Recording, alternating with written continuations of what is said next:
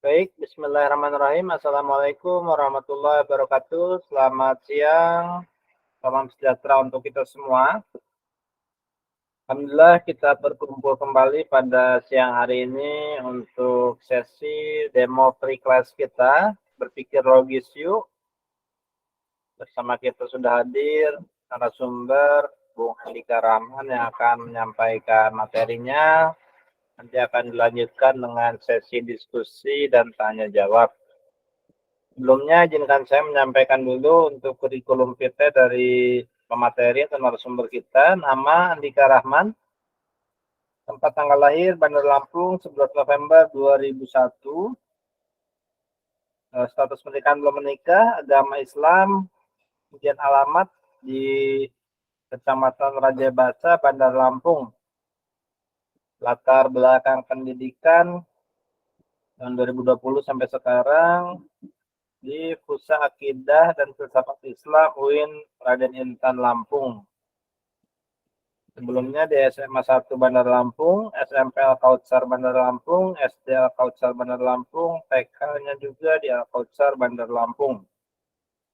Kemudian pengalaman organisasi tahun 2017 sampai 2019, keyboardist saat mengikuti ekstrakurikuler musik SMA 1 Bandar Lampung. Kemudian pernah menjadi aktor utama saat mengikuti ekstrakurikuler teater Sudirman 41 SMA 1 Bandar Lampung. Kemudian juga anggota tim Olimpiade SMA 1 Bandar Lampung. Beberapa kompetisi pernah diikuti antara lain FLS 2M Teater Monolog tingkat SMA Kota Bandar Lampung juara 1. Kemudian FLS 2N Teater Monolog tingkat Provinsi Lampung juga juara 1. Kemudian tingkat nasional di Aceh, Liga Teater, tingkat SLTA seprovinsi Lampung sebagai pemeran utama juara favorit. O2SN Kebumian SMA tingkat Kota Bandar Lampung, Pesta Sains Nasional IPB dalam bidang matematika. Kemudian juga beliau pernah mengikuti kompetisi filosofi festival lomba esai tingkat nasional, jadi juara 3. Berikut penilaian diri beliau. Saya memahami logika mantik dengan sangat baik dan mempunyai pemahaman terkait teologi Islam atau ilmu kalam di atas rata-rata. Saat ini saya punya hafal Al-Quran sebanyak 2 juz lebih, 2930 ditambah surat Ar-Rahman dan Al-Qiyah. IPK saya saat ini 3,90 ya. Kemudian hobi saya adalah bermain piano dan saya beberapa kali memenangkan lomba seni peran. Saya memiliki minat yang tinggi pada public speaking. Cukup banyak lagu yang saya kuasai dalam bermain piano, jumlahnya mencapai puluhan. Beberapa judulnya disebutkan di sini, seperti Kenangan Terindah, Nothing's Gonna Change, My Love for You, My Heart Will Go On, dan lain-lain. Kemudian saya juga beberapa kali menciptakan lagu sendiri. PAI menjadi pelajaran kesukaan saya semasa sekolah dan logika menjadi mata kuliah kesukaan saya ketika kuliah. Selain itu juga matematika juga menjadi salah satu pelajaran kesukaan saya ketika SD. Baik, itu deskripsi ringkas kurikulum kita dari pemateri. Untuk selanjutnya saya persilakan kepada Bung Andika untuk memulai materi. Silakan Bung Andika. Ya, terima kasih Bang Andri. Suara saya terdengar ya, jelas? Ya, terdengar jelas, Bung Andika. Saya coba bagikan layar dulu.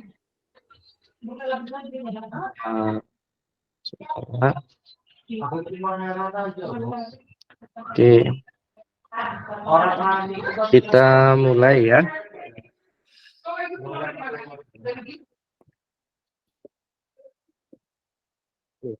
Slide-nya terlihat ya, teman-teman. Oke, sudah terlihat Bung. Jadi kita pada siang hari ini, alhamdulillah kita bertemu lagi ya.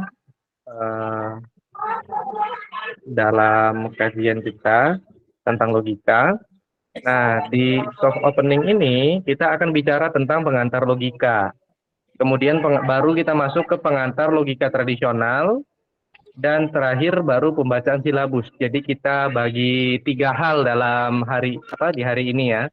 Jadi pengantar logika, kemudian pengantar logika tradisional, ya. Jadi pengantar logika secara umum, kemudian pengantar logika tradisional, spesifik logika tradisional, baru kita bacakan silabus apa yang akan kita pelajari ke depannya.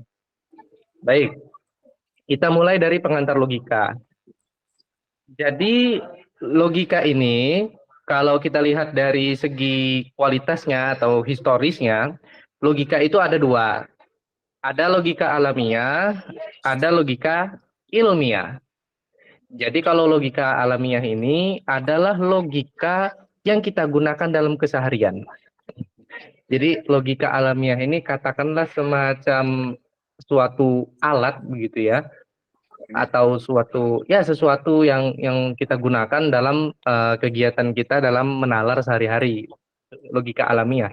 Jadi kita sering bilang ke kawan kita atau ke kolega kita, ke keluarga kita dan seterusnya, kita bilang wah ini nggak logis gitu misalnya, atau ini nggak masuk logika misalnya gitu. Nah itu adalah logika dalam artian keseharian ya gitu, logika dalam arti yang sering kita gunakan sehari-hari. Nah itulah yang disebut dengan logika alamiah, seperti itu. Nah ya, maaf Ya, lanjut. ya. Nah tapi ada juga yang disebut dengan logika ilmiah. Logika ilmiah itu adalah suatu studi tentang bentuk-bentuk penyimpulan yang valid. Nah, inilah yang akan kita kaji. Jadi kenapa ini penting disampaikan? Karena nanti banyak kawan-kawan yang belum tahu gitu, saya rasa. Jadi ketika disebut kita akan belajar logika, logika yang dipikir tuh, ngapain belajar berpikir logis, ngapain belajar berlogika, toh saya dari lahir sudah bisa berlogika. Saya dalam keseharian sudah biasa berlogika, saya sudah biasa berpikir, setiap hari saya berpikir. Ngapain saya belajar logika? Kan mungkin ada yang berpikir begitu.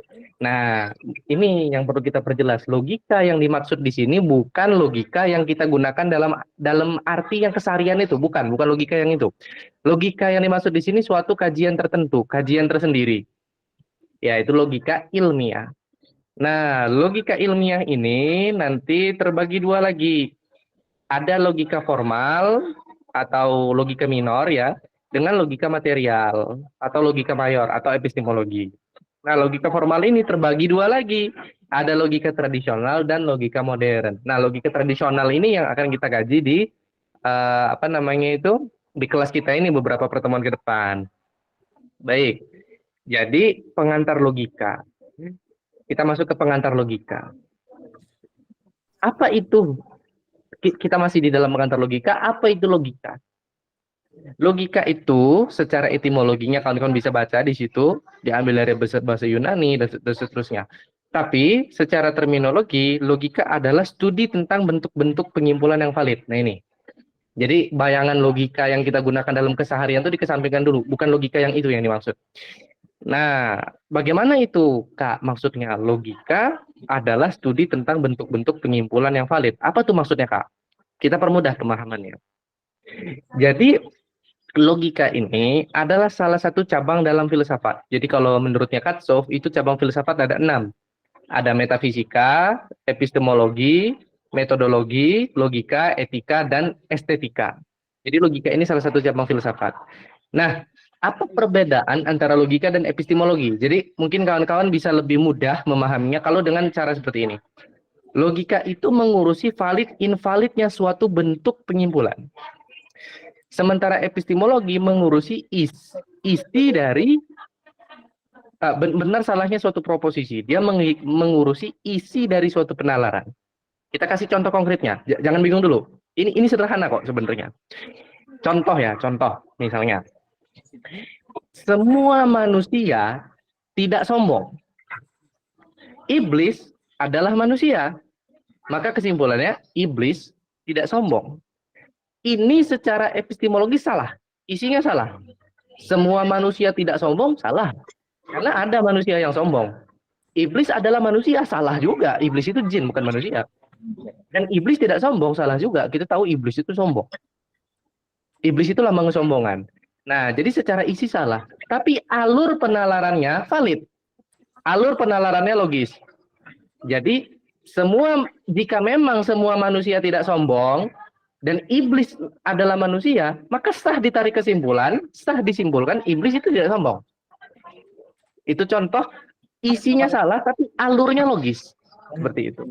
Ada yang kebalikannya, alurnya nggak logis, alurnya invalid, tapi isinya benar. Contoh, semua pisang adalah buah, kucing adalah hewan, maka Aristoteles adalah orang Yunani. Nah, ini secara isi benar. Secara isi benar, semua pisang adalah buah, benar. Semua pisang adalah buah. Kucing adalah hewan, benar. Kucing itu hewan, benar. Dan Aristoteles itu orang Yunani, benar juga. Aristoteles itu orang Yunani, benar. Secara isinya benar, gak ada yang salah ini. Tapi alur penalarannya, bentuk penalarannya invalid, nggak logis. Sekarang semua pisang adalah buah, dan karena kucing adalah hewan, lantas kita menyimpulkan Aristoteles orang Yunani, kan nggak nyambung.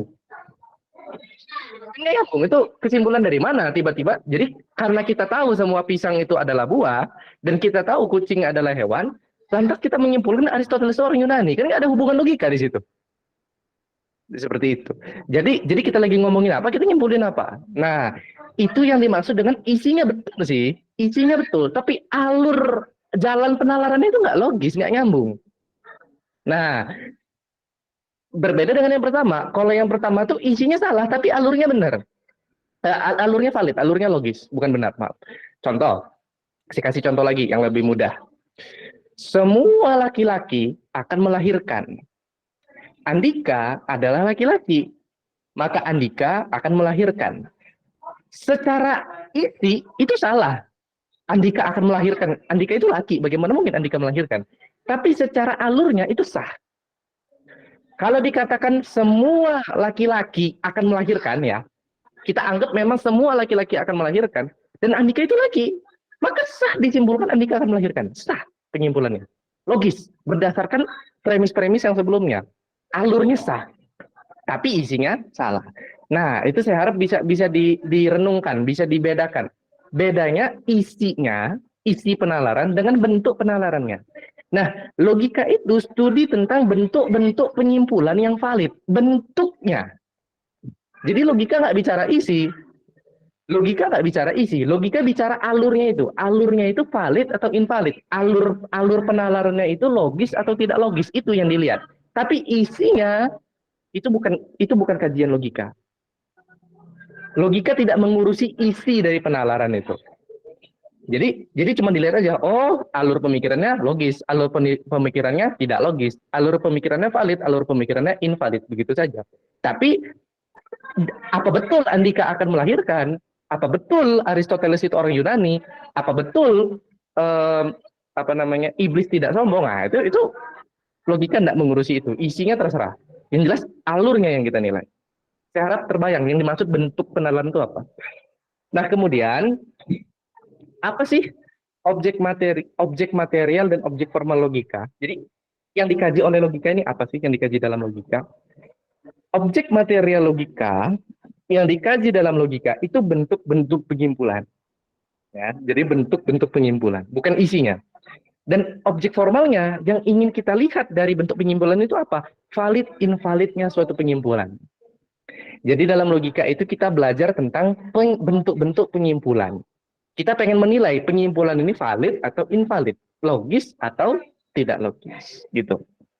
Nah, jadi ini sejarah logika dan berbagai sistem logika. Jadi kalau di Barat, sistem logika yang pertama kali muncul itu logika tradisional atau logika Aristotelian. Ini logika yang dipelopori oleh Aristoteles.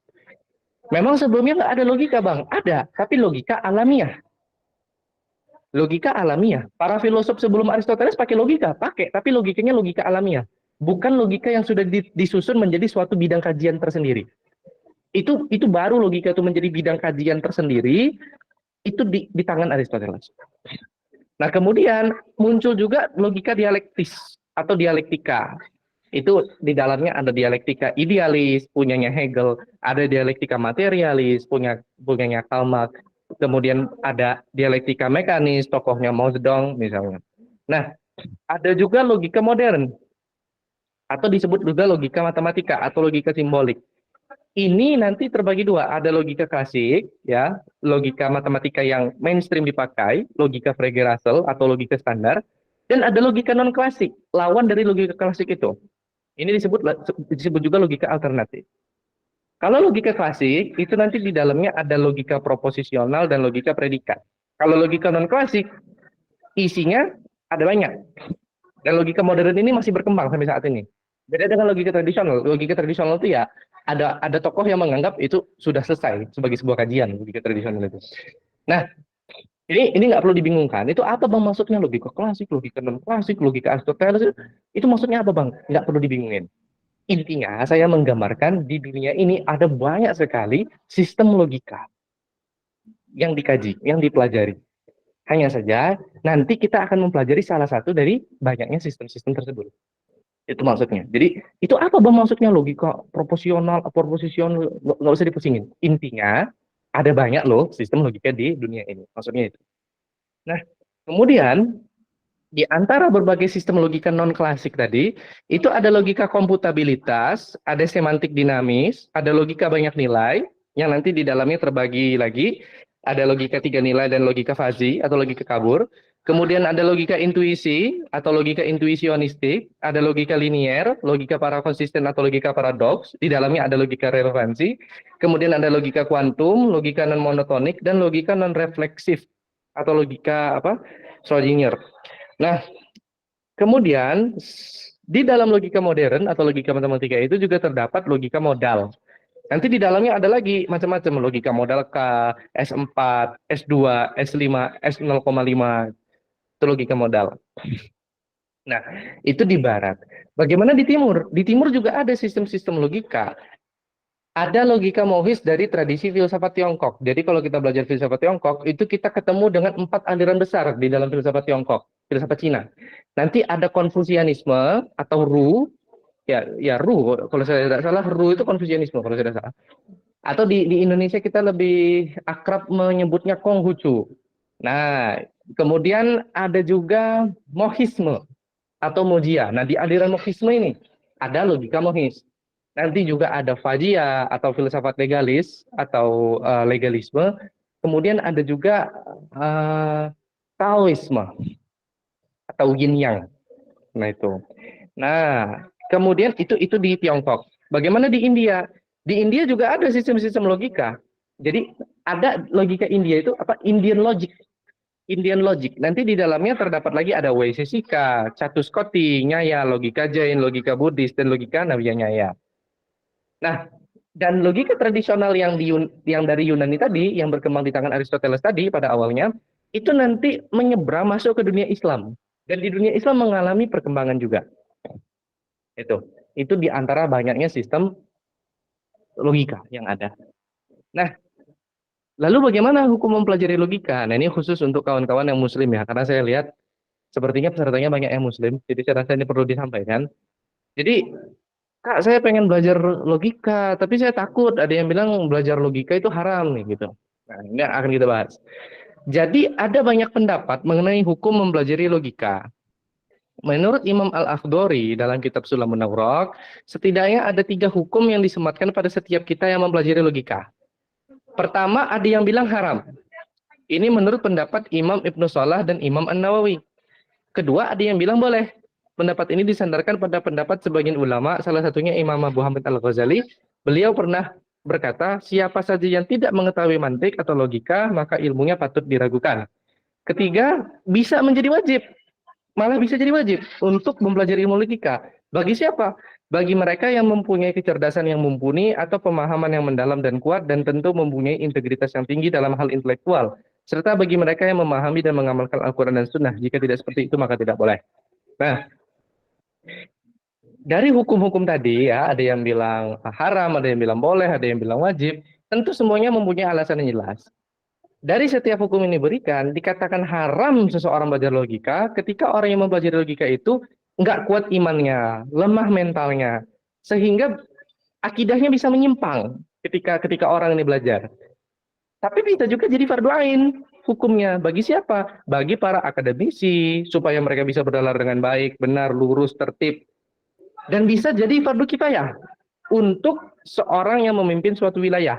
Misalnya di lingkungan pemerintahan, DPRD yang membuat undang-undang, atau penegak hukum dan bisa menjadi mubah atau dibolehkan bagi orang-orang yang hanya sekedar ingin tahu. Jadi sekedar pengen belajar aja, itu mubah. Nah, perlu digarisbawahi, perbedaan pendapat ini hanya pada logika yang disusupi kalam-kalam dan kesesatan filsafat. Seperti yang tertuang di dalam kitab Tawali'ul Anwar karya Al-Baidawi. Jadi tadi sudah jelas ya, ada yang bilang wajib, ada yang fardu kifayah, fardu ain, ada yang bilang apa namanya boleh atau mubah gitu ya. Ada yang bilang haram. Nah, tapi yang bilang haram pun itu nggak mutlak keharamannya. Haramnya pun haram bersyarat, bukan mutlak haram gitu nggak juga. Nah, itu tentang hukum belajar logika. Sebagian ulama hadis seperti Imam Nawawi dan Ibnu Salah, itu dua figur yang disebut dalam Nazam Sulamun Nawraq, mereka mengharamkan logika. Di antara alasannya apa? Logika itu membuat seorang muslim menjadi mudah mempertanyakan doktrin-doktrin keagamaan. Ada lagi tokoh yang lain, Ibnu Taimiyah.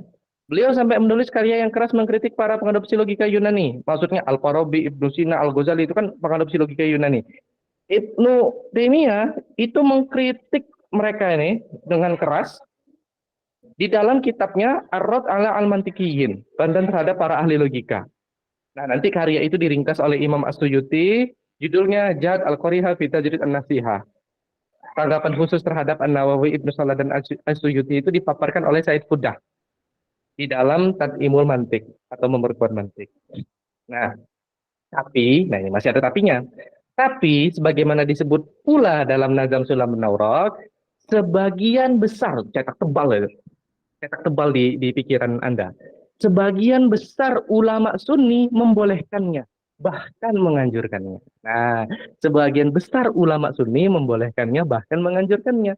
Terlebih lagi bila memahami fungsinya dalam ilmu akidah, pentingnya logika tidak bisa diabaikan. Fungsinya sebagai ilmu alat, yakni penertib pikiran, bahkan tidak bisa dihindari. Dengan demikian, justifikasi untuk mempelajari logika lebih kuat dibanding yang menentangnya. Dan ini kutipan tentang logika ya. Imam Ghazali dalam Al-Mustasfa. Al-Mustasfa itu kitab beliau yang jadi babon dalam bidang usul fikih. Hadihi muqaddimatul ulumi faman la yahitu biha falati qatalahu bi ulumihi asla. Katanya Imam Ghazali. Kaidah-kaidah mantik ini pembukanya ilmu-ilmu, pondasi ilmu. Barang siapa nggak ngerti mantik, nggak menguasai mantik, ilmunya tidak terpercaya. Itu katanya Imam Ghazali. Jadi bayangkan betapa urgennya mantik itu. Orang yang nggak ngerti mantik, nggak ngerti logika, nggak terpercaya ilmunya. Itu Imam Ghazali. Dan Imam Ghazali ini ulama besar. Patut kita pertimbangkan ucapan beliau. Nah, ini ada lagi dari Al-Akhdari dalam Nazam Sulamun Nawraq. Mantik bagi pikiran ialah seperti nahwu atau gramatika bagi bahasa. Ia menjaga pikiran agar tidak terpeleset dalam kesalahan dan menyingkap tabir yang menutupi rumitnya pemahaman. Jadi, kalau kita mau berbahasa dengan baik dan benar, berbahasa dengan sesuai kaidah, maka kita harus belajar gramatika. Gramatika itu studi tentang tata bahasa. Jadi kalau kita mau bahasa kita tertata, ya kita belajar gramatika, belajar tata bahasa. Begitu juga ketika kita ingin berpikir teratur, berpikir dengan tertata, berpikir dengan logis, kita perlu belajar logika. Jadi, logika bagi pikiran itu seperti gramatika bagi bahasa. Kira-kira gitu, tamsilnya. Nah, itu kita sudah bicara tentang logika secara umum ya. Jadi, apa sih logika itu? Berbagai sistem logika yang ada, hukum mempelajarinya, kita sudah belajar. Kita sudah bicara tentang logika. Nah, sekarang kita akan lebih spesifikkan, kita kerucutkan ke logika tradisional. Jadi dari sekian banyak sistem logika tadi yang akan kita bahas di pertemuan kita ke depannya itu cuma satu sistem logika, logika tradisional. Dan logika tradisional ini adalah logika yang paling umum dipelajari. Paling umum dipelajari. Kalau kita kuliah masuk ke Fakultas Sosial dan Humaniora, itu kita ketemunya logika ini. di fakultas hukum, fakultas politik, di jurusan hukum, jurusan politik, saya rasa ketemu ini. Tapi kalau kita masuk FMIPA, nanti ketemunya logika matematika, ada. Logika Frege-Russell. Nah, jadi logika tradisional atau disebut juga sebagai logika Aristotelian itu adalah logika yang pada awalnya disusun oleh Aristoteles, khususnya logika silogistiknya. Kemudian dikembangkan oleh beberapa pihak lainnya seperti kaum Stoa dan para logikawan abad pertengahan. Jadi logika tradisional itu apa sih? Logika tradisional itu logika yang penyusunannya dipelopori oleh Aristoteles. Titik. Itu logika tradisional. Nah, terus kedudukan logika tradisional di dalam logika itu gimana? Logika tradisional itu merupakan salah satu sistem logika dari sekian banyak sistem logika yang ada. Dan perlu diketahui, hanya ada 3 tradisi logika asli, yaitu logika Yunani, logika Cina, dan logika India. Cuma 3. Yang punya tradisi logika asli itu cuma 3. Cuma ada 3 tradisi logika asli. Logika Yunani, logika Cina, logika India. Nah, logika tradisional inilah, logika Aristotelian inilah logika yang berasal dari tradisi logika Yunani. Dan logika tradisional ini logika yang umumnya dipelajari selain logika klasik, logika Frege-Russell tadi. Nah, ceritanya gimana, Bang? Logika ini, logika tradisional ini, yang mau kita pelajari ini, itu awalnya disusun oleh Aristoteles, khususnya logika silogistiknya. Lalu dikembangkan oleh beberapa pihak lainnya. Di antaranya, di antara pihak yang berkontribusi terhadap perkembangan logika ini adalah kaum Stoa. Kaum Stoa itu berkontribusi untuk apa yang sekarang kita sebut sebagai kalkulus proposisional. Ada lagi para logikawan abad pertengahan. Mereka berkontribusi untuk masalah seperti referensi dan modalitas. Nah, karena Aristoteles yang mempelopori sistem logika ini, maka logika ini disebut juga logika Aristotelian. Dan ilmu mantik yang berkembang dalam khazanah klasik Islam sebenarnya mengandung isi yang mirip belaka dengan logika formal Aristotelian ini. Jadi, kalau kita ke pondok pesantren belajar mantik, mantik yang di pondok pesantren itu ya logika Aristotelian ini sebenarnya mirip belaka begitu. Nah, tidak heran bila pada umumnya logika Aristoteles jika pada umumnya Aristoteles diakui sebagai logikawan besar pertama. Nah, logika tradisional ini mendominasi subjek hingga abad ke-19 dan menjadi semakin dikenal di abad ke-20. Itu ceritanya. Nah, kemudian logika tradisional ini nanti terbagi-bagi lagi di dalamnya, ada sub-subnya lagi. Nah, ada yang membagi menjadi 2, dan umumnya 2, setahu saya. Dan ini pembagian yang saya pakai jadi 2. Ada tasawur dengan tasdik. Tasawur itu konseptualisasi, puncaknya membuat definisi. Kalau tasdik itu pembenaran, puncaknya menarik kesimpulan. Nah, ini jadi saya harap tergambar apa yang akan kita pelajari nanti di kelas premium. Jadi, dalam logika tradisional itu kita belajar secara umum, kalau mau diperas gitu. 2 ini, kita mau belajar tentang tasawur, nanti finalnya kawan-kawan setelah belajar tasawur itu bisa membuat definisi sendiri, bisa bikin definisi. Kalau tasdik, itu dia setelah kita belajar tasdik, kita bisa menarik kesimpulan. Seperti itu. Ada yang ngebagi jadi 3, konsep, proposisi, penalaran. Nah, gimana ini Bang? Kok beda? Ya, kalau kita bagi 2, tasawur dengan tasdik, sebenarnya proposisi itu sudah masuk ke dalam tasdik sebenarnya. Karena sudah ada penilaian, ini mengingkari atau mengafirmasi, sudah ada penilaian. Jadi proposisi itu sudah masuk ke dalam penalaran, sudah masuk ke tasdik sebenarnya. Kalau tasawur puncaknya sampai membuat definisi, sudah proposisi itu sudah masuk tasdik. Tapi ada juga yang bilang proposisi itu masih bagian dari tasawur. Itu biasalah, tidak usah dipusingkan. Tapi kalau bagi saya, proposisi itu masuk ke tasdik. Seperti itu.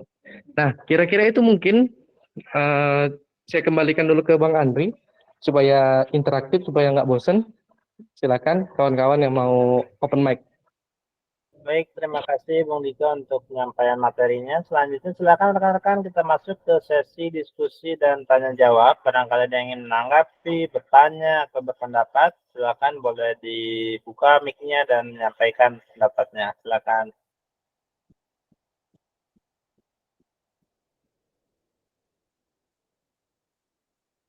Atau bisa juga di kolom chat ya, kalau belum bisa open mic, bisa tulis di kolom chat pertanyaan-pertanyaannya terkait berpikir logis ini. Iya, juga saya mau nyampein Bang Andri tentang apa namanya itu. Ini sambil nunggu ada yang bertanya Bang Andri ya, nggak apa-apa ya Bang Andri. Oke, oke. Ya, sambil nunggu ada yang mau open mic, jadi saya juga mau menyampaikan tentang sebenarnya banyak lagi yang bisa kita bahas tentang logika ini ya. Seperti siapa aja sih logikawan-logikawan terkenal. Nanti kita bisa menyebut di antaranya ada Aristoteles, ada Al-Farabi, ada Ibnu Sina, ada Nagarjuna dari India, ada em, Alan Turing dari Inggris dan seterusnya itu.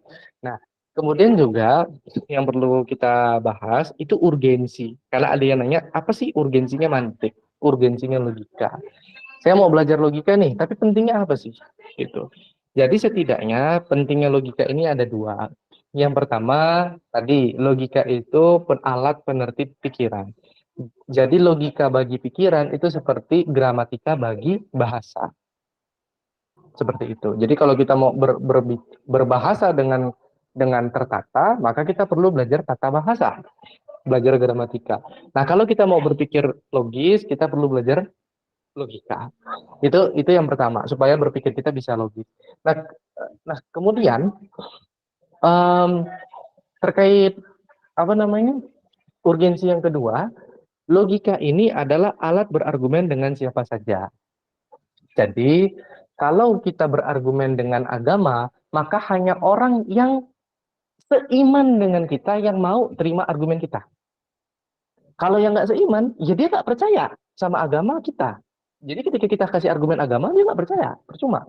Kita ngobrol sama orang ateis, terus kita kasih dalil Quran, ya dia nggak percaya Quran kan? Gitu loh. Nah kemudian ada juga dalil mungkin kita pakai pengalaman. Saya melihat kuntilanak misalnya, saya mengalami sendiri. Nah ini juga nggak universal. Kenapa? Ketika kita menggunakan argumen ini ke orang, orang yang akan percaya pada argumen kita itu hanya orang yang punya pengalaman serupa. Dia bisa percaya. Atau orang yang meskipun dia tidak punya pengalaman serupa, tapi dia punya kepercayaan pada pribadi kita. Oh, kalau Andika yang ngomong, saya percaya. Karena dia jujur, misalnya. Meskipun dia nggak ngalamin. Meskipun si orang yang dengar kabar ini nggak mengalami. Nah, tapi kalau orang yang menerima kabar ini nggak percaya sama kita, dan juga dia tidak pernah mengalami hal serupa, susah mau berargumen dengan argumen pengalaman. Nah, makanya argumen yang sifatnya universal itu adalah argumen logika yang didasarkan pada logika. Itu bisa diterima oleh semua orang dengan berbagai pengalaman, berbagai latar belakang. Semua orang dengan berbagai latar belakang agama segala macam, semuanya bisa terima itu. Dengan catatan mereka mau mikir. Mereka mau membuka pikiran mereka. Tapi kalau mereka dogmatis, oh enggak, pokoknya kamu salah, saya nggak mendengar. Nah, nggak bisa. Kalau kayak gitu nggak bisa kan? Gitu. Jadi logika itu adalah argumen yang sifatnya universal untuk berargumentasi dengan siapa saja. Nah kira-kira itu pentingnya Bang Andri. Kayaknya itu udah ada yang nanya tadi di kolom chat itu. Baik, baik. Ini ada pertanyaan. Eh, tapi saya ingin menambahkan juga urgensi logika itu dua lagi, yaitu yang ketiganya adalah dia sebagai alat untuk ilmu-ilmu, semua ilmu ya, karena semua ilmu itu isinya penalaran, berpikir, menyimpulkan begitu. Jadi logika itu perlu dipelajari oleh siapapun yang mempelajari bidang ilmu apapun begitu. Kemudian yang terakhir juga itu untuk keperluan praktis juga, kita sehari-hari untuk memecahkan masalah itu kan harus mencari akar masalahnya, mencari sebab akibatnya, terus merumuskan solusi, itu juga sangat bermanfaat kemampuan berpikir logis ini. Baik, kita masuk ke pertanyaan dari peserta, dari Asyahid ini. Izin bertanya, tadi belajar logika tidak disarankan kepada orang awam. Tolak ukur awam tidaknya seseorang itu bagaimana? Terima kasih. Silakan Bung Dika. Ya dia punya mental yang lemah gitu ya. Dia nggak kuat iman. Jadi kira-kira begitu dia belajar logika, iman dia itu bisa malah rusak, apa akidahnya bisa rusak gitu loh. Nah, kalau orang yang kira-kira dengan dia berlogika, ternyata dia kapasitas dia nggak nyampe nih. Ternyata begitu diajarin logika malah dia nggak nyambung, malah dia ragu-ragu, mending nggak usah. nggak usah, gitu loh. Tapi itu dengan catatan ketika logikanya itu merusak akidah, kan gitu. Nah di sini kan kita nggak belajar logika ketuhanan, kita nggak belajar logika agama di sini. Ini jadi logika ini ada banyak nanti logika terapannya. Nanti ada logika hukum, ada logika politik, nanti ada logika teologi. Jadi logikanya untuk bahas ketuhanan ada gitu loh. Nah, tapi kita di sesi kita ini kita tidak bicara logika teologi. Jadi kawan-kawan tenang. Kita nggak akan menggunakan logika ini untuk ngotak-ngatik iman, ngotak-ngatik akidah, nggak. Kamu beriman, mana bukti logisnya? Kamu percaya Tuhan itu ada, mana? Nggak. Kita nggak ngomong ke sana. Kita sama sekali nggak ada aroma-aroma mau ngebahas ke arah Tuhan, arah agama, nguji akidah pakai logika, nggak. Kita nggak bahas ke sana. Yang kita bahas logika, murni. Logika murni. Bukan logika ke arah ketuhanan atau agama. Nah, kalaupun nanti kita mau bikin logika terapan gitu ya, itu kan yang ditakutkan tuh sebenarnya logika itu nanti begitu orang yang nggak siap, mentalnya lemah, terus akalnya itu nggak apa ya, nggak cukup kuat gitu untuk belajar logika ini, kemudian dia belajar logika dihubungkan dengan akidah, takut akidahnya rusak, itu loh yang ditakutin. Tapi ketika kita belajar logika sekedar ingin tahu dan memang bukan untuk akidah gitu loh, bukan dipakai untuk akidah, itu saya rasa nggak masalah. Itu soal lain. Banyak logika yang lain, logika hukum, logika politik, dan seterusnya. Jadi tolak ukur awam enggaknya itu. Dia lemah mental, akal dia nggak mumpuni, sehingga kalau belajar takutnya akidah dia malah rusak. Itu orang yang dianggap belum mumpuni, dianggap masih awam. Baik, Kira-kira itu Bang Andri. itu tolak ukurnya ya. Jadi akalnya cukup kurang kuat begitu, lemah mental gitu. Kemudian dari Ahmadi Rahman, Assalamualaikum warahmatullahi wabarakatuh. Perkenalkan, nama saya Ahmadi Rahman, mahasiswa Universitas Lampung Mangkurat. Saya ingin bertanya, apakah akal sehat itu punya standar? Akal sehat suatu masyarakat berbeda dengan masyarakat yang lain. Misalnya saja ada kebudayaan masyarakat yang sangat bertentangan dengan akal sehat kebudayaan masyarakat modern. Contohnya kegiatan penculikan perempuan untuk dijadikan pengantin, lalu kegiatan menyakiti diri sendiri pada saat Asyura oleh Muslim Syiah, lalu kegiatan potong jari oleh siapa ini ya? Kayaknya terpotong nih ini kalimatnya. Mungkin itu. Ya, Jadi saya nangkep arah pertanyaannya. Jadi ya, kalau di filsafat ya, akal sehat atau common sense itu masuk dalam kajian epistemologi, tahu saya. Namanya apa namanya? Namanya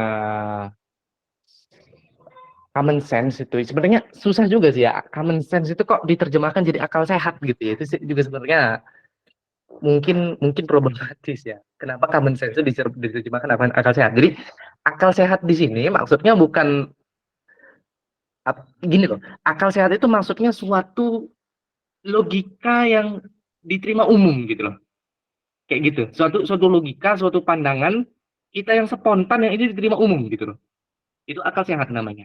Nah, akal sehat itu jadi semacam logika logika spontan yang diterima orang banyak gitu loh, akal sehat itu kayak gitu. Nah, jadi akal sehat itu apakah pasti benar? Tidak. Akal sehat itu bisa salah. Akal sehat itu misalnya akal sehat jadi apakah berbeda-beda? Iya, akal sehat itu berbeda-beda, beda budaya itu beda. Misalnya akal sehat orang 14 abad lalu misalnya itu nganggap perbudakan itu biasa, perbudakan itu legal. Tapi jadi mereka ketika ngeliat perbudakan ya mereka biasa aja, itu bukan sesuatu yang ilegal gitu, mereka ya itu wajar gitu. Jadi kalau yang perang ditangkap dijadiin budak itu biasa, dan itu bukan sesuatu yang amoral bagi mereka gitu. Tidak ada yang salah dengan itu. Tapi kalau orang yang hidup di abad 21 hari ini, pasca Abraham Lincoln menghapuskan perbudakan, mereka akan menyatakan akal sakit itu yang menyatakan perbudakan itu legal. Gimana bisa perbudakan legal? Nah, itu. Contoh lain, contoh. Ada teman saya di kampung, perempuan, kelas 5 SD aja, itu masih pipis di tempat umum. Jadi dia kalau mau pipis nggak nyari tempat private gitu, nggak nyari tempat yang tertutup, dia langsung di tempat terbuka itu dia pipis buka sana gitu, kayak anak kecil, kayak anak TK, gitu, kayak anak masih kecil itu nggak tahu malu. Padahal kelas 5 SD. Bagi saya itu aneh, karena bagi saya kelas 5 itu udah gede, malu gitu loh. Kok bisa gadis loh nyup pipis masing-masing gitu. Tapi ternyata bagi dia itu wajar-wajar aja. Nah, itulah yang namanya akal sehat. Jadi akal sehat itu akal yang spontan begitu aja gitu. Kita langsung spontan, itu enggak, itu amoral. Kita langsung spontan, itu ini, gitu. Itu langsung spontan, gitu. Itu apakah pasti benar akalnya? Suaranya mendem, Bung Dika. Hah? Suaranya, oh ya, oke, udah baik. Oke, lanjut. Ya, jadi akal sehat itu ya akal yang spontan itu loh maksudnya itu. Nah, tapi apakah akal sehat itu pasti benar? Jawabannya tidak. Karena akal sehat itu terpengaruh oleh budaya, terpengaruh oleh didikan, terpengaruh oleh doktrin, gitu loh. Terpengaruh oleh lingkungan sekitar, akal sehat kita itu. Kayak gitu. Itu namanya akal sehat. Nah, tapi akal sehat yang dipopulerkan Rocky Gerung saya rasa beda lagi definisinya. Nah, kalau akal sehat yang sering disebut Rocky Gerung itu mungkin beliau punya definisi sendiri apa akal sehat yang dia maksud. Tapi akal sehat yang saya pelajari di kuliah seperti itu. Akal sehat yang saya dengar dari Martin Suryajaya di kanal video YouTube-nya juga seperti itu. Kira-kira seperti itu. Jadi apa tadi inti pertanyaannya? Jadi em, Standar akal sehat berbeda-beda ya? iya, jadi standar akal sehat itu beda-beda tergantung budaya segala macam. Latar belakang pendidikan yang berbeda, budaya yang berbeda segala macam. Kayak gitu. Sama kayak ya tadi contohnya perbudakan, pipis di perempuan pipis tempat umum, apalagi contohnya. Oh ini misalnya apa namanya itu? Misal nih saya kasih contoh misalnya. Saya punya bilangan setengah. Sekarang setengah ini saya bagi dua. Setengah dibagi dua jadi berapa Bang Andri? Seperempat. Seperdua dibagi dua jadi berapa? Seperempat. Seperempat gitu. Nah, atau kalau misalnya 4 dibagi setengah berapa Bang Andri? 8. Kalau Hah? Jadi 8. 4 dibagi setengah jadi 8. Nah, secara akal sehat, itu saya pernah berpikir begini, 4 dibagi setengah kok 8? Namanya dibagi itu harusnya ngurang. 4 dibagi setengah. Namanya dibagi itu ngurang, kok jadi nambah ya? Secara akal sehat saya heran. Loh, kok 4 dibagi setengah jadi 8? Tapi setelah saya renungin agak lama, iya. Iya betul 8 gitu loh. Nah, tapi ketika saya merenung itu bukan akal sehat lagi. Akal sehat itu yang spontan itu tadi loh. Nah, itu akal sehat namanya. Nah gitu kira-kira Bang Andi. Jadi memang beda-beda kalau ukurnya. Baik, Beda-beda. jadi beda-beda ya tiap ini tergantung kultur dan kebiasaan di masyarakat. Iya, akal Selanjutnya, akal sehat orang zaman dulu, akal sehat orang sekarang, akal sehat anak TK, akal sehat profesor ya beda. Pasti beda akal sehatnya. Nah, tinggal apa masalahnya itu standarisasi dari akal sehat ini gitu loh. Jadi akal sehat mana? Siapa yang menentukan standarnya? Mana akal yang disebut sehat, mana akal yang disebut nggak sehat gitu. Nah, itu makanya kita perlu yang namanya itu pedoman yang apa ya? Akal sehat itu kita harus hati-hati gitu loh. Karena beda-beda setiap orang, setiap budaya itu bisa beda gitu. Jadi makanya kita butuh pegangan. Nah, akal sehat itu nggak memadai untuk jadi pegangan gitu loh. baik, makanya perlu logika yang ilmiahnya itu ya, yang lebih ajak ya. Ya, ya kecuali dalam keseharian kayak misalnya kita mau minum kopi, kopinya baru diseduh, mungkin nggak langsung kita gelekein ya, nggak mungkin kan panas. Itu kan akal sehat aja sih. Ya, Atau itu kita lapar, betul akal sehat ya. lapar terus makan gitu. Tidak, ya Baik, itu bisa pakai akal sehat. Tapi kita harus hati-hati karena akal sehat kita kadang salah. Gitu. betul. Baik, kemudian berikutnya pertanyaan dari Muhammad Hasan, izin bertanya, saya pernah dengar ceramah dari seorang ustadz, kata dia Imam Al-Ghazali di akhir hayatnya melarang untuk belajar mantik atau logika. Apakah itu betul? Silakan. Imam Ghazali Imam Ghazali di akhir hayatnya bukan mengharamkan logika, dia hijrah, dia pindah ke tasawuf. Jadi Imam Ghazali itu setelah beliau lelah dengan ilmu kalam, dengan filsafat, berdebat sampai beliau tulis Maqasidul Falasifah, Tahawut al-Falasifah. Beliau sibuk dengan perdebatan-perdebatan itu kan, ilmu kalam, filsafat, sampai akhirnya beliau sampai pada suatu titik di mana oke, cukup perdebatan, sekarang saatnya saya mengurusi urusan saya dengan Allah. Sekarang saatnya tasawuf gitu. Jadi beliau hanya hijrah. Beliau berhenti dari dunia filsafat, pensiun, masuk ke dunia tasawuf. Tapi nggak mengharamkan. Gitu. Baik, itu jawabannya. Kemudian dari Muhammad Nur, Assalamualaikum warahmatullahi wabarakatuh. Kakak, perkenalkan saya atas nama Muhammad Nur, mahasiswa Politeknik Pertanian Negeri Pangkep. Terima kasih atas kesempatan yang telah diberikan untuk bertanya. Pertanyaannya, bagaimana cara membangun sebuah algoritma logika? Algoritma ini maksudnya apa nih? Mungkin Coba yang lebih nanya. bisa, bisa buka mic nggak? Muhammad Nur, silakan. Coba Atau ditambah tulisannya, ditambah Terima kasih Kak, algoritma ini. terima kasih Kak. Oh ya, silakan. Jadi maksudnya begini, bagaimana caranya bisa membangun algoritma atau membentuk algoritma logika ini dengan tepat agar tidak salah Kak. Terima kasih. Iya, algoritma itu apa maksud saya? Yang Muhammad Nur maksud dengan algoritma itu apa, prosedur atau susunan atau algoritma dalam programming atau gimana tuh maksudnya, Muhammad Nur? Iya, susunannya Kak, agar tidak sesat dalam berpikir yang logis. Terima kasih. Susunannya mungkin Bung Dika, Susunan. Jadi bagaimana cara membuat susunan dalam logika gitu? Membuat standarisasi dalam logika gitu, kayak membuat kaidah-kaidah logika gitu. Iya Kak, iya Kak. Ya, para filosof itu membuat kaidah logika itu tentunya dengan perenungan, dengan diuji kan gitu loh. Jadi makanya nanti kan ada uji validitas silogisme pakai diagram Venn misalnya. Jadi itu dicoba, memang diuji gitu. Jadi di caranya berbagai kasus itu diuji, mana yang logis, mana yang nggak logis, mana yang valid, mana yang invalid gitu. Salah satunya pakai diagram Venn caranya, cara ngujinya. Jadi diselidiki gitu ya satu-satu, kalau proposisi subjek misalkan benar, predikat benar, maka kesimpulannya apa gitu kan. Terus variasi-variasi itu dibikin matriks gitu kan, kayak diagram gitu. Bung Muhammad Nur, apakah cukup menjawab Muhammad Nur? Iya Kak, terima kasih. Baik, terima kasih. Di kolom chat sudah habis. Silakan rekan-rekan kalau masih ada yang ingin bertanya boleh open mic atau kolom chat lagi boleh juga, nggak apa-apa. Muhammad Hasan sudah angkat tangan, silakan. Permisi, selamat siang. Saya ingin bertanya. Ya, silakan. Sebenarnya itu kita sebagai manusia itu bisa mengelogikakan Tuhan nggak sih? Kalau misal bisa, kalau misal nggak bisa, kenapa ada filsafat ketuhanan? Kan banyak kan orang yang bilang kalau Tuhan itu tidak bisa dilogikakan. Oke sih, gitu aja. Baik, terima kasih. Mungkin ini sudah masuk ke aplikasi kasus ya. Bung Dika bagaimana? Apakah menjawab Bung Dika? Ya, saya sebenarnya menghindari ya ke arah sini ya.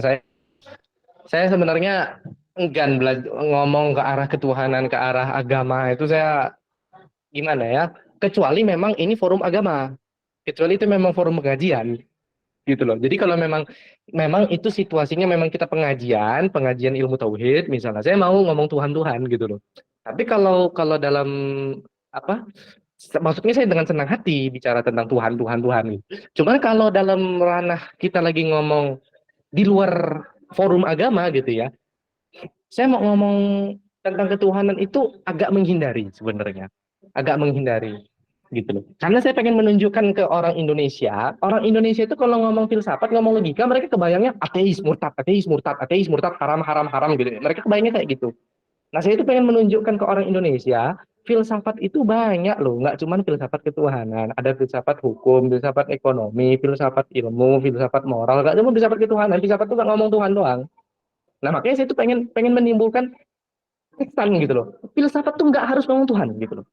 Jadi kalau kalian yang bilang filsafat itu bisa ateis, logika itu bisa ateis, bisa murtad segala macam, ya udah cukup yang kalian larang filsafat ketuhanan dan filsafat agama aja. Tapi filsafat kimia jangan dilarang, filsafat pendidikan jangan dilarang, filsafat ekonomi jangan dilarang gitu loh.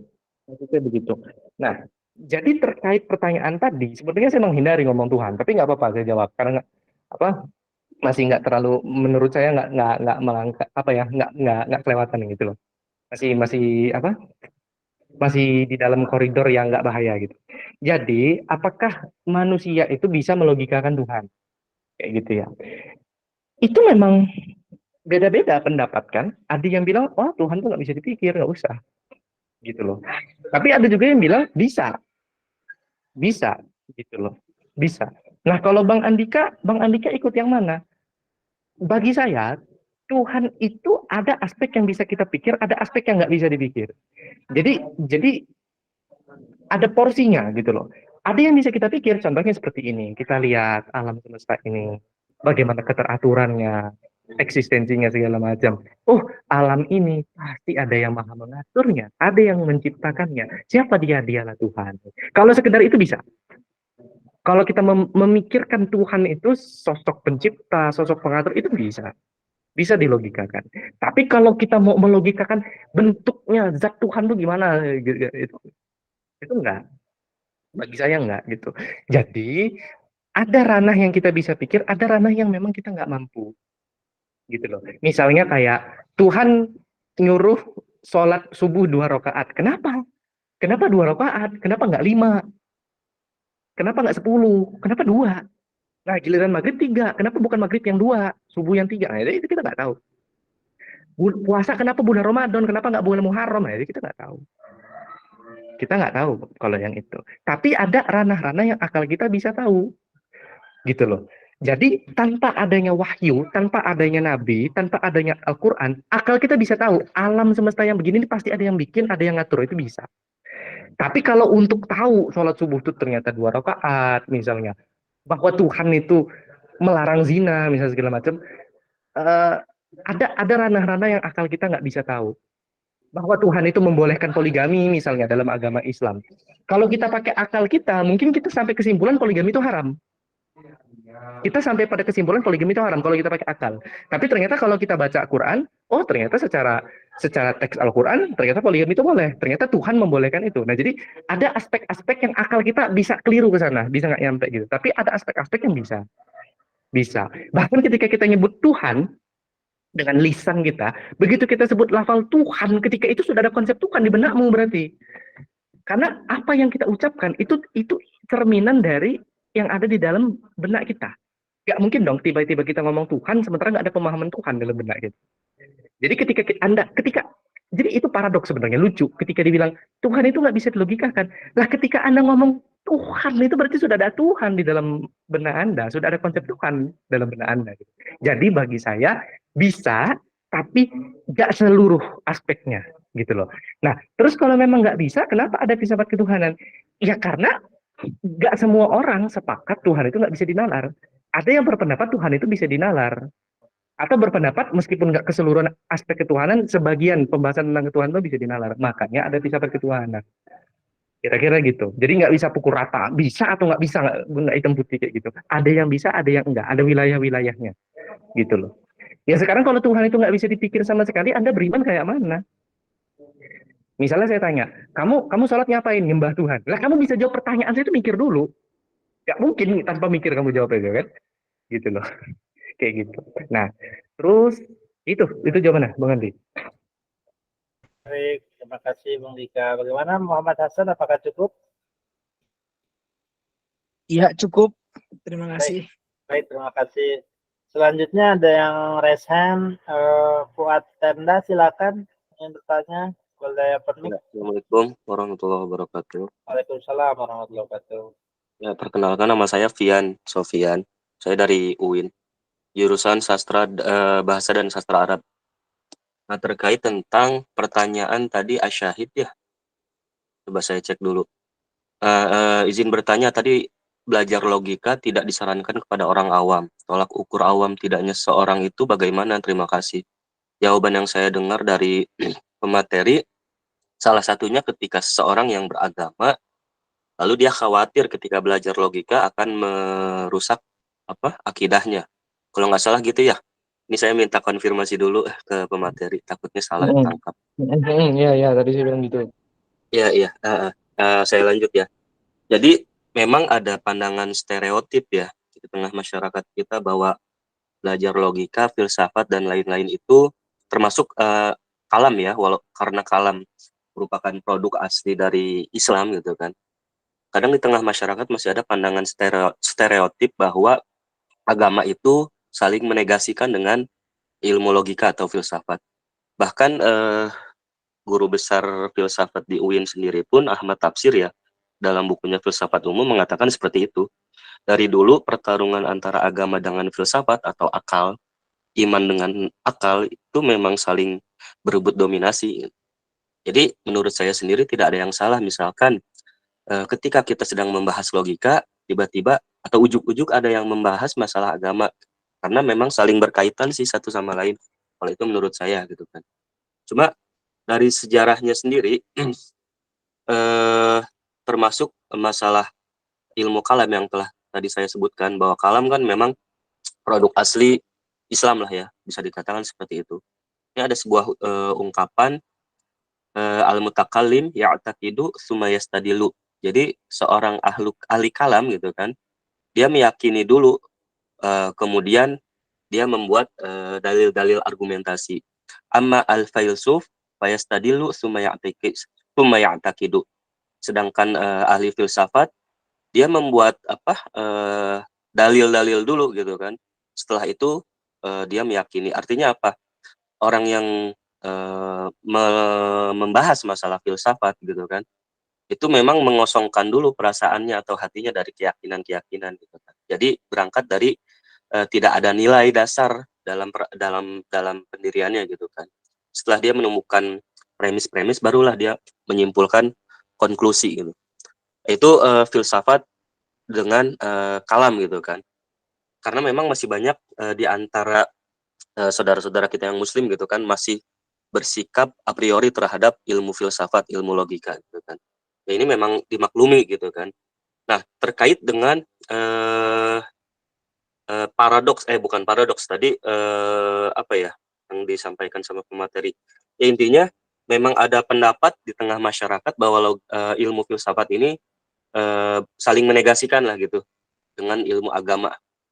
Kalau misalkan kita mau melihat sejarah medieval age ya, abad pertengahan, memang di antara filsuf-filsuf abad pertengahan itu kan menurut Pak Ahmad Tafsir memang coraknya tuh keimanan terhadap agama Kristen. Bahkan Saint Anselmus sendiri yang dikategorikan sebagai filsafat abad pertengahan mengatakan credo ad intelligam, I believe in order to understand.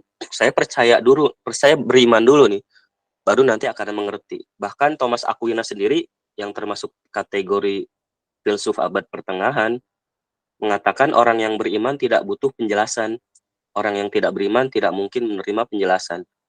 Di abad pertengahan sendiri memang membuat orang-orang tuh akhirnya bersikap a priori dan anti terhadap masalah-masalah logika dan filsafat. Nah, ini pandangan pemateri seperti apa? Terima kasih. Baik, silakan Monika.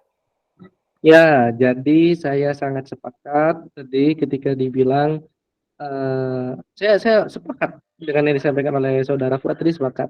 Dan masalah tadi teolog itu dia mencari pembenaran, jadi dia sudah punya iman, kemudian dia mencari argumen untuk membela iman dia, itu teolog. Kalau filosof dari gelas kosong, dari dasar, dari premis baru dia sampai kesimpulan, kan itu benar, memang begitu. Dan masalah masalah filsafat ya, saling menegasikan dengan agama, sebenarnya saya nggak setuju. Bagi saya kebenaran itu satu, tunggal kebenaran, nggak ada kebenaran relatif menurut saya. Kebenaran itu tunggal, benar, salah. Jadi nggak perlu ada dikotomi. Kita lagi ngomong sains, kita lagi ngomong agama. Loh, jadi ini benar atau salah? Ya secara agama benar, tapi secara sains salah. Ya, itu nggak bisa. Kalau saya sih nggak, saya percaya kebenaran itu tunggal ya, gitu loh. Jadi menurut saya nggak perlu sih dikotomi filsafat sama agama itu nggak perlu. Jadi saya setuju nggak masalah dalam pembahasan logika. Seandainya nanti ada yang mau mengaitkan dengan ketuhanan, nggak masalah. Kalau konteksnya memang tepat. Tapi sekarang masalahnya konteksnya kita di sini kan ingin fokus ke logika tradisional gitu ya. Dan saya pribadi itu ingin menghindari pembahasan tentang ketuhanan itu. Kenapa? Karena nggak semua orang tuh bisa terima pembahasan tentang ketuhanan, logika ketuhanan, bisa ketuhanan tuh nggak semua orang gitu loh. Jadi saya pengalaman soalnya, kalau ngomong filsafat matematika pada diem, Saya ngomong logika pada diem, pada dengerin. Tapi begitu ngomong filsafat ketuhanan rame, tiba-tiba semuanya pinter. Semuanya, hampir semuanya komen, ribut di giliran gitu. Nah itu yang saya hindari gitu. Jadi saya sepakat sama Bung Fuad, nggak ada masalah. Logika sama ketuhanan, filsafat sama agama nggak masalah, gitu loh. Nggak masalah. Nggak ada pertentangan di situ, nggak masalah mau dibahas bareng-bareng. Sejalan kok menurut saya, sejalan. Cuma audiensnya loh, Mas Fuad, audiensnya. Saya itu ketika ngomong tuh pilih-pilih gitu loh. Oh ini memang orang-orangnya ini nih sepakat mau diajak bahas Tuhan-Tuhan nih, bahas agama, ayo. Tapi ketika audiensnya itu nggak suka, karena jujur nggak semua orang itu mau nggak mikirin Tuhan, mikirin agama itu nggak semua orang mau. Ada orang yang puas dengan iman titik, iman saja titik udah gitu. Nah, kenapa saya harus membahas logika ketuhanan dengan orang-orang yang sudah cukup dengan iman ini? Nanti mereka malah nggak nyaman gitu. Jadi intinya saya sepakat dengan Bung Fuad, nggak masalah itu dikaitkan, lagi bahas logika masuk unsur ketuhanan nggak masalah. Cuman yang bikin saya menghindari itu, saya nggak tahu audiensnya mau nggak bahas itu. Tapi ketika saya tahu audiensnya memang audiens yang siap terima itu, ayo. Gitu tanggapan saya. Mohon maaf, tambahan lagi mungkin ya. Terima kasih untuk jawabannya. Memang sebagai seorang yang berdasarkan agama Islam, saya sendiri membenarkan perkataan Mas Andika tadi bahwa Islam sendiri tidak menegasikan masalah filsafat atau logika ya. Bahkan di dalam ayat-ayatnya sendiri di dalam Al-Quran itu kan afala ta'qilun, afala yatazakkarun gitu kan. Mengapa kalian tidak berpikir? Mengapa kalian tidak menggunakan potensi akal kalian? Nah, seperti itu. Jadi memang tidak ada negasi. Lalu untuk tambahan tadi jawaban tentang berpikir tentang ciptaan Allah itu sangat berdasar sekali, ada dalilnya gitu lah. Fakir fi khalqillah wala tufakir fi zatillah. Berpikirlah tentang ciptaan Allah, jangan berpikir tentang zatnya. Ya, terima kasih Mas Andika. Baik, terima kasih Bung Fian atau Bung Fuad. Mungkin kita lanjut ke pertanyaan berikutnya. Faizatun Hasanah, silakan Pak. Oke, Assalamualaikum warahmatullahi wabarakatuh. Selamat siang, Kak Andika. Terima kasih, saya barusan bergabung ya, jadinya enggak mengikuti pemaparan Kak Andika dari awal. Yang ingin saya tanyakan itu posisi logika. Jadi kan logika dan filsafat itu seakan-akan itu mereka kembar siam ya. Tapi mereka kan berbeda. Nah, jadi posisinya logika itu dengan ilmu filsafat itu di mananya. Kemudian dengan ilmu-ilmu yang lain, misalkan ada logika matematika, logika kimia, misalkan seperti itu kan. Kalau filsafat kan ada filsafat politik, filsafat tadi disebutkan Tuhan, filsafat sosial, filsafat dan sebagainya. Nah, itu posisi logika itu di mana? Seperti itu. Kemudian untuk logika tradisional, yang menjadi ciri khas logika tradisional itu seperti apa? Kalau apakah logika tradisional itu memang menjadi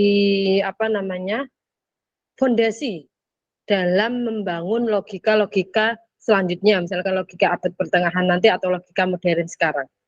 Oke, terima kasih Bung. Assalamualaikum warahmatullahi wabarakatuh. Waalaikumsalam warahmatullahi wabarakatuh. Terima kasih Mbak Faizatun. Silakan Monika. Nah, jadi kalau untuk kedudukan logika, terima kasih pertanyaannya Pak Izatun. Jadi kalau kedudukan logika dan filsafat itu kayak mana kedudukannya? Logika itu salah satu cabang filsafat, kedudukannya begitu. Nah, terus bagaimana dengan bidang kajian yang lain? Ada logika matematika? Iya.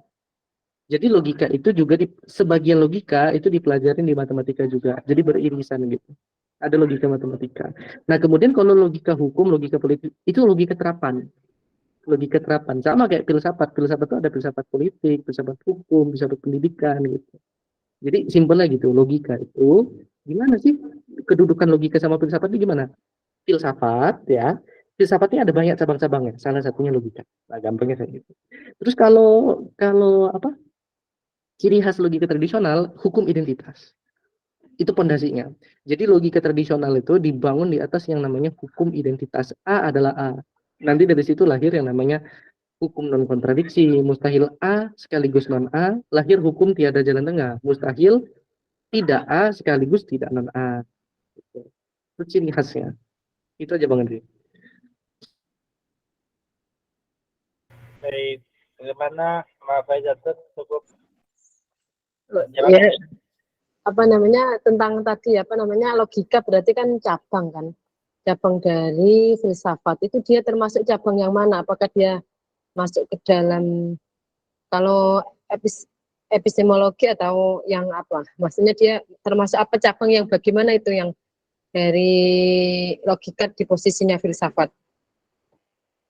Terima kasih. Yo, sebenarnya itu cuma masalah kategorisasi sih ya. Kalau di buku logika, konstruksi konsep, proposisi dan teori itu dibilang logika itu bagian dari epistemologi.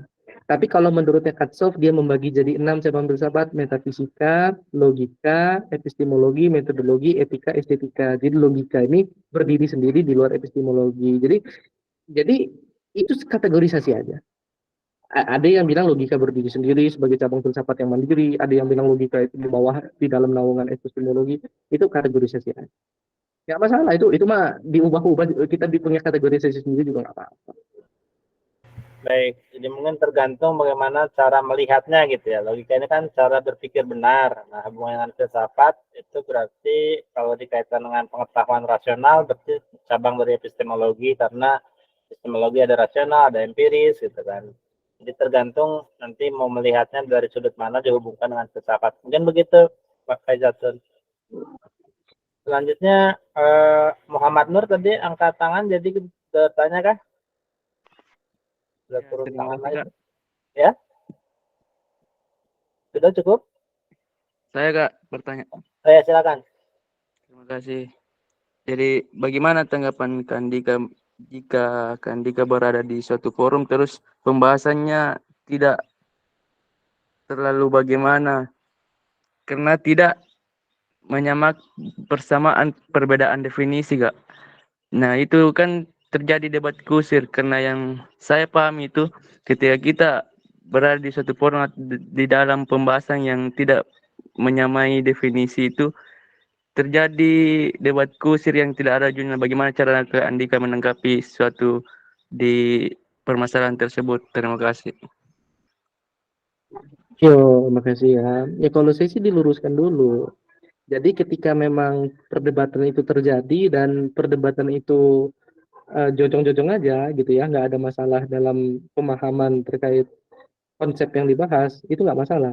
Tapi ketika dalam pertengahan perdebatan itu kok aneh ya, kok kayaknya pemahaman dia tentang istilah itu beda dengan yang saya pahamin, itu perlu ya itu saya ngomong aja. Definisi term ini menurut kamu apa? Menurut saya begini. Oh ya pantas beda berarti definisi kita. Ya udah gitu. Jadi itu aja sih. Jadi perjelas aja, dikomunikasikan aja dengan lawan debatnya. Kalau ternyata sama bisa dilanjutkan, kalau ternyata beda, ya mungkin sebenarnya kita sepakat hanya saja dalam istilah yang beda, padahal maksudnya sepakat. Gitu. Nah, dikomunikasikan aja. Terima kasih Kak. Jadi mungkin perlu ada dialog awal dulu ya, menyamakan persepsi gitu supaya dialog dan diskusinya produktif. Baik, ini ada pertanyaan di kolom chat dari Bung Gondrong. Pertanyaannya, jika logika tidak bisa memahami atau menjangkau sebuah permasalahan, maka dengan pendekatan apa yang harus dipakai? Misalnya bagaimana mendekati santet atau Isra Miraj itu kalau tidak bisa pakai logika lalu pakai apa begitu mungkin pertanyaan. Silakan.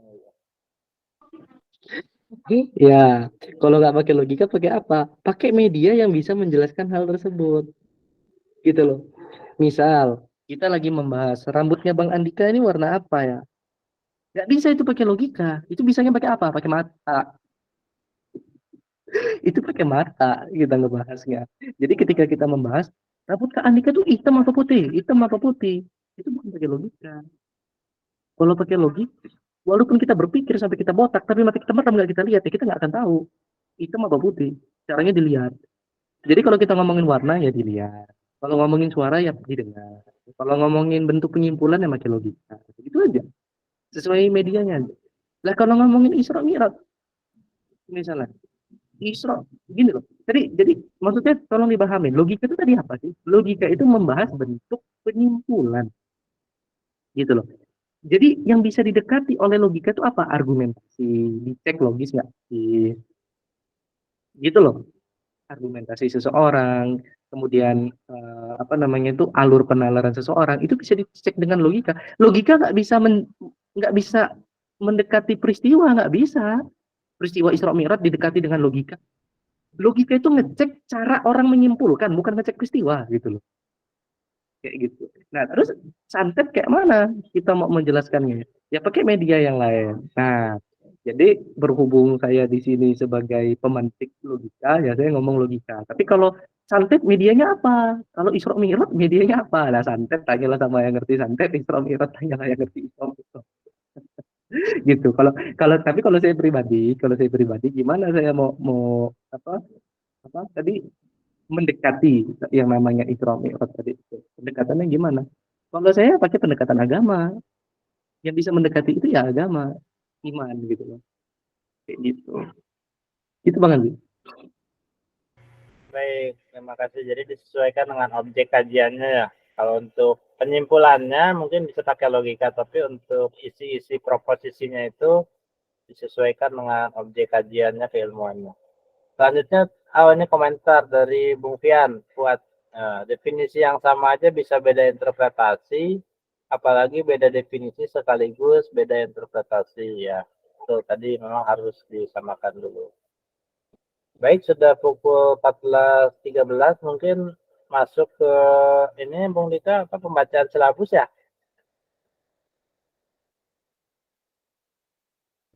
Iya ya, Bang Andi. Silakan. Oke, kawan-kawan, izin membagikan layar lagi ya.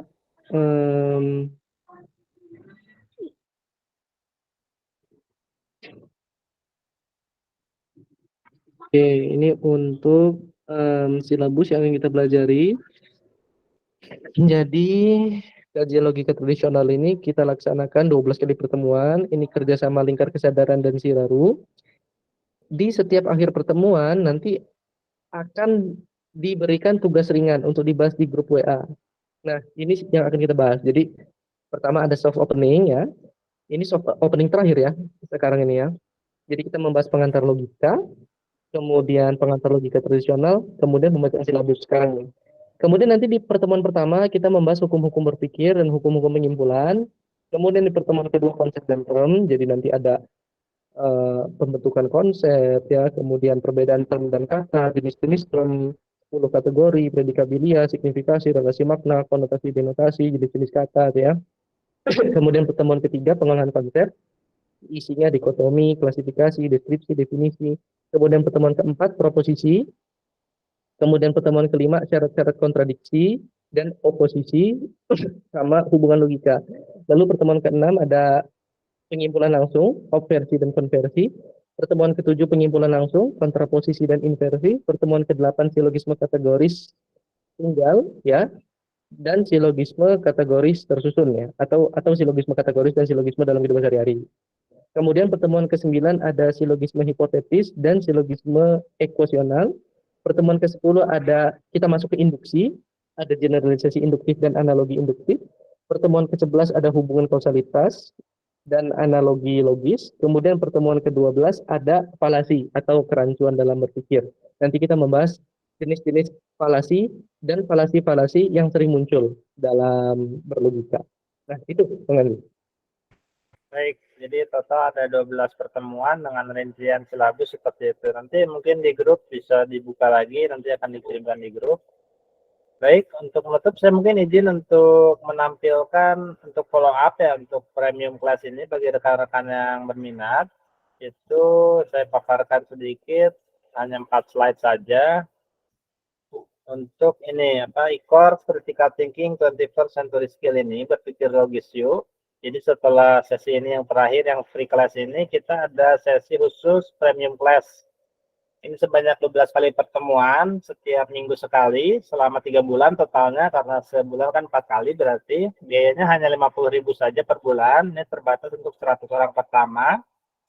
Untuk info dan pendaftarannya ke nomor ini nanti saya tentukan juga di kolom chat Google Meet dan di grup WhatsApp juga di 08953597676162. Kemudian apa benefitnya mengikuti premium class ini? Antara lain akan mendapatkan slide PowerPoint per sesi dan juga keseluruhan. Jadi dari tiap sesi dari 12 itu kita dapat satu-satu masing-masing. Kemudian nanti di akhir sekalian dengan sertifikat ada dapat slide keseluruhan. Apalagi benefitnya yaitu penguasaan untuk kemampuan berpikir logis, kemudian kemampuan problem solving skill, 12 kali live session seperti ini, kemudian ada WA grupnya yang VIP untuk konsultasi, diskusi, dan tanya jawab, dan ada juga nanti disediakan virtual Google Classroom yang bisa dimanfaatkan untuk meningkatkan pengalaman belajarnya, begitu, kemudian juga ada e-sertifikat bagi yang membutuhkan. Nanti saya cantumkan ininya ya, info dan pendaftarannya di nomor ini. Mungkin itu rekan-rekan pendaftaran terakhir itu sampai tanggal 20 ya. Karena untuk memfikskan nanti jumlah pesertanya. Jadi bagi yang berminat segera hubungi saya di nomor ini supaya masih terbuka kesempatan sampai tanggal 20 itu hari Selasa berarti tinggal 2 hari lagi. Karena kita akan segera mulai premium class-nya minggu depan.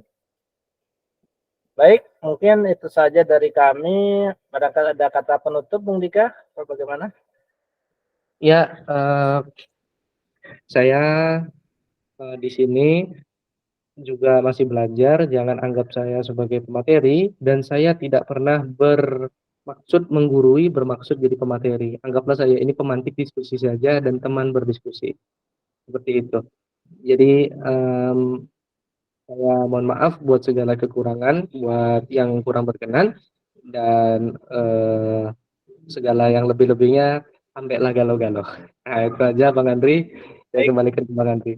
Baik, terima kasih Bung Dika untuk materi dan rekan-rekan sekalian terima kasih sudah hadir dari awal sampai akhir. Saya tutup. Selamat siang, selamat melanjutkan aktivitasnya. Terima kasih, sampai jumpa di Premium Class. Ya, Assalamualaikum Terima warahmatullahi kasih. wabarakatuh. Yuk, sama-sama.